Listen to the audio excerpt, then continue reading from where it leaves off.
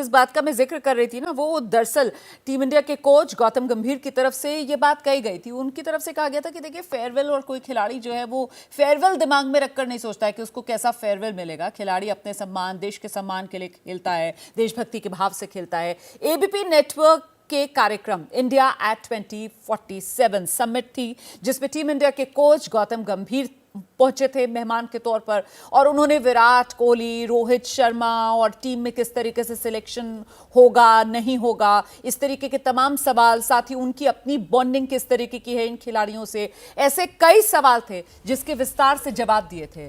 दिखाते हैं आपको वो हिस्सा। इंडियन क्रिकेट टीम में एक बड़ी टीस सी रही है, एक बात की बड़ी अनफुलफिल सी विश है कि लोगों को, जो बड़े बड़े स्टार्स होते हैं और जो भी प्लेयर्स होते हैं, उनको फेयरवेल ठीक से नहीं मिलता, अच्छे से नहीं मिलता farewell. In our whatever our understanding, in our remembrance, the last farewell जो अच्छे से मिला था वो सचिन तेंदुलकर को मिला था। उसके बाद किसी को भी नहीं मिला, आपको भी नहीं मिला, धोनी को नहीं मिला, किसी को नहीं मिला। तो मैं पूछना चाहती हूं गौतम, अब आप कोच हैं, विल यू एंश्योर कि विराट कोहली और रोहित शर्मा को आपके सामने अच्छी तरीके से फेयरवेल मिले? देखिए, पहली बात तो ये कि कोई भी स्पोर्ट्समैन, चाहे वो क्रिकेटर हो, चाहे वो कोई भी स्पोर्ट्समैन है, वो फेयरवेल के लिए क्रिकेट या कोई भी स्पोर्ट नहीं खेलता। हमारे को फेयरवेल से ज़्यादा उनका क्या कंट्रीब्यूशन है टीम के लिए और देश के लिए, और कितने मैचेस उन्होंने जिताए हैं, किस तरीके से उन्होंने परफॉर्म करा है, वो याद रखना चाहिए। फेयरवेल मिले ना मिले, दैट इज़ नॉट इम्पॉर्टेंट। आज अगर किसी खिलाड़ी को फेयरवेल नहीं भी मिलता, लेकिन उनका कंट्रीब्यूशन इस देश के लिए बहुत बड़ा है, वो इटसेल्फ इतना बड़ा फेयरवेल है, इतना प्यार इस देश से मिला है, उससे बड़ा फेयरवेल क्या हो सकता है? तो आप बताइए, अगर जितना प्यार क्रिकेटर्स को मिलता है, उससे बड़ा फेयरवेल कुछ हो सकता है? उससे बड़ी ट्रॉफी कुछ हो सकती है किसी के लिए भी? आखिरी मैच खेलना ना खेलना, दैट इज इररिस्पेक्टिव। तो इसलिए ये फेयरवेल वगैरह की बात की, इसको नहीं मिला, उसको मिला, आई थिंक किसी भी क्रिकेटर से अगर आप पूछेंगे, वो उनकी जिंदगी में मैटर भी नहीं करेगा। अरे तो मुझे गौतम फिर ऐसे पूछने दीजिए, मतलब उनकी farewell is not on your mind, which means कि अपकमिंग जो इंग्लैंड जा रही है आपकी टीम, आप लेने वाले हैं रोहित को, विराट को, are they going to be part of the team? मैं सवाल आपसे घुमा के पूछ रही हूँ, आप मुझे फेयरवेल पे ले जा रहे हो, आप बताओ इनकी फेयरवेल होने वाली है या नहीं? नहीं, पहली बात तो है कि कोच का काम सिलेक्शन नहीं है, इनफैक्ट सिलेक्टर्स का काम है सिलेक्ट करना। ये आपने अच्छा सवाल पूछा है कि यहाँ पर जनता को पता होना चाहिए कि सिलेक्टर सिलेक्ट करते हैं और कोच सिर्फ उस स्क्वाड में से 11 खिलाड़ियों को सिलेक्ट करता है मैच खेलने के लिए। तो ये जो परसेप्शन है कि कोच ही सिलेक्टर है, कोच कभी ना मेरे से पहले वाले कोच सिलेक्टर थे, ना मैं कोई सिलेक्टर हूँ। 5 सिलेक्टर सिलेक्ट करते हैं, वो जब यहाँ पर आएंगे, अगर आप उनको बुलाते तो ये सवाल का जवाब वो आपको बेहतर दे पाते। तो मुझे, ठीक है, आप कोच हैं गौतम, मुझे ये बताइए कि ये जो ब्लूप्रिंट है इंडियन क्रिकेट टीम की going forward from here, you are going to be the coach for the next 2 years, do you see Virat and Rohit a part of your team? I can ask you that. Look, till the time they're performing, they should be part of it. शुरू कब आप करते हैं और कब आप खत्म करते हैं, वो आपका इंडिविजुअल डिसीजन है। ना कोई कोच, ना कोई चेयरमैन, ना कोई सिलेक्टर, ना कोई बीसी से आपको ये बता सकती कि आपको अभी खत्म करना है। हाँ। आप परफॉर्म करते रहिए, आप 40 के, आप 45 तक खेलते रहिए, किसी ने मना थोड़ा किया। 2027 वर्ल्ड कप लग रहा है ये दोनों खेलेंगे? सी अल्टीमेटली ये उनका डिसीजन है, उससे ज्यादा इंपॉर्टेंट है उनकी परफॉर्मेंस ही आपको टीम में सिलेक्ट करा सकती है। आपको कैसा लग रहा है उनका परफॉर्मेंस? मैं तो आप चैंपियंस ट्रॉफी जीते हैं, उससे ज्यादा परफॉर्मेंस आप सबके सामने है। चैंपियंस ट्रॉफी में किस तरीके का परफॉर्म किया, मैं क्या आपको बताऊं? तो दुनिया ने देखा है, देश ने देखा है कि किस तरीके का उन्होंने परफॉर्म किया। Okay, so गौतम, ऐसा है कि when you have such stars like Rohit and Virat, big stars, middle level stars, वो सब हैं हमारी क्रिकेट टीम में, अभी सारे हैं। मैं पूछना चाहती हूँ गौतम गंभीर से, you've been a star yourself, लेकिन अभी तो आप कोच हैं, कितना मुश्किल होता है इनको हैंडल करना ड्रेसिंग रूम में? is it like a difficult thing? क्योंकि ये सब अपने पर्सनालिटीज के साथ में आते, they huge big names. Look, absolutely not. I think it's been an absolute honor to be part of that dressing room, and the reason why I say that is, हम मुझसे ये सवाल पिछले 8 महीने में बहुत बार प्रेस कॉन्फ्रेंसेज में भी पूछा है कि is it easy to handle and all that stuff. I think जब आपका मोटिव बड़ा सिंपल होता है ना उस ड्रेसिंग रूम में कि आपने अपने देश का नाम रोशन करना है, आपने अपने देश को मैच जिताना है, तो फिर सारी चीज़ें बहुत आसान होती चली जाती है। मैंने पहले भी ये बात बोली है, there will always be ups and downs. बहुत लोगों ने सवाल पूछा ऑस्ट्रेलिया के बाद भी, और मैंने ऑस्ट्रेलिया में भी ये बोला था कि everyone in that dressing room, I don't want to name one individual, is very hungry. They are very passionate about Indian cricket, and till the time we have passionate and honest people in that dressing room, Indian cricket will always remain strong. Gautam से there are people who are asking questions.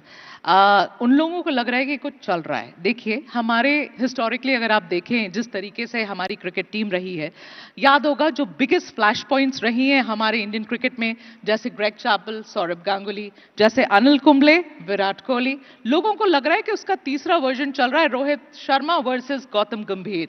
आप बताएंगे क्या कि कैसे चल रहा है? Because देखिए, ये the last 2 episodes we know how that has ended.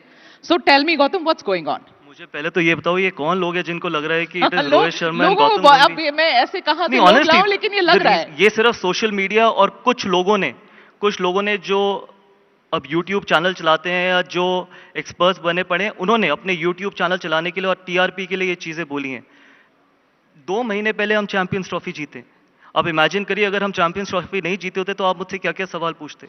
2 महीने पहले एक कोच और कैप्टन ने मिलके चैंपियंस ट्रॉफी जीता, और उसके बाद आप ये पूछ रहे हो कि मुझसे, मेरा और रोहित शर्मा के बीच में कुछ चल रहा है। आई अच्छा, थिंक कुछ चल रहा है क्या? इतना ही चल रहा है that I respect the human being, I respect the person he is, I respect what he's done for Indian cricket, I will always respect for what the contribution he's made, and I've got a lot of time for someone like Rohit Sharma. और ये अभी नहीं है, आज से जब वो शुरुआत में जब वो टीम में आए थे तब से, और आगे जाके भी ऐसा ही रहेगा। बिकॉज ये सिर्फ अपनी TRP लेने के लिए या यूट्यूब चैनल्स चलाने के लिए अगर आपको ये सवाल या लोगों ने ये सवाल उठाए हैं, तो I think they need to do their homework little better. अच्छा, अब रोहित पे बात होगी, थोड़ा विराट के बारे में पूछ लें। क्या स्टेटस है विराट के साथ? Gautam, are you friends, not friends, talking terms, what is it right now? Look, we were friends, we are friends, and we're going to remain friends. And the reason why I say that is, no, it's important. It's important for every one of you to know कि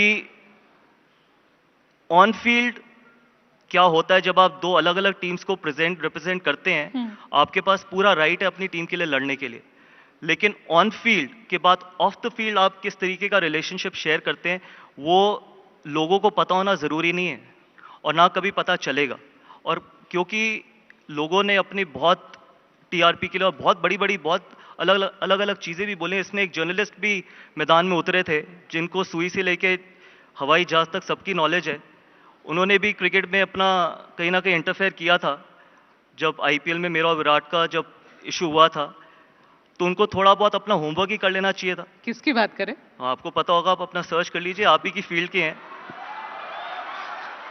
तो थोड़ा बहुत अगर homework करके आते तो show करते तो शायद लोग और बेटर देखते और अपनी क्रेडिबिलिटी बढ़ाते। लेकिन अनफॉर्चुनेटली सिर्फ व्यूज के लिए और TRP के लिए कि वो भी क्रिकेट में उतर आए जिनको क्रिकेट की ABCD नहीं मालूम। इसका मतलब ये है कि मैं अगर आपकी जगह बैठा हूं तो कम से कम होमवर्क करके बैठूंगा ना, ऐसे तो नहीं बैठूंगा।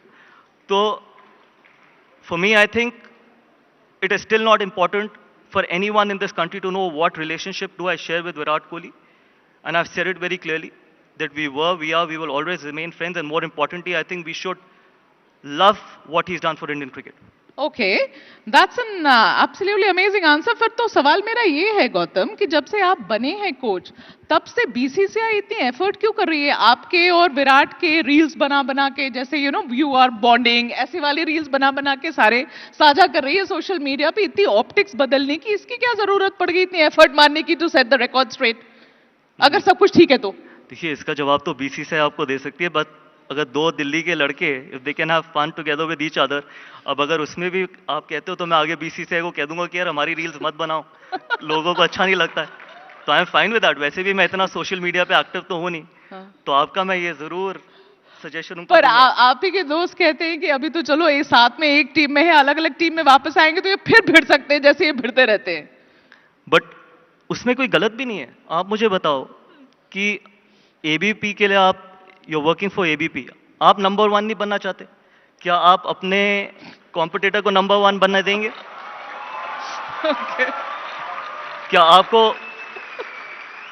क्या कभी ऐसा होगा कि कोई अगर आपका बेस्ट फ्रेंड हो, आप उसको ब्रेकिंग न्यूज लेने देंगे और ये कहेंगे यार मेरा बहुत अच्छा दोस्त है, कोई बात नहीं, उसको लेने दो ब्रेकिंग न्यूज, उसको नंबर 1 बनने दो?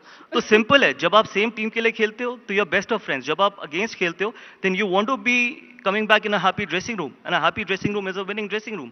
और उसमें ऑन द फील्ड आप कितने पैशनेट हो, किस तरीके से जीतना चाहते हो, आपके पास पूरा राइट है।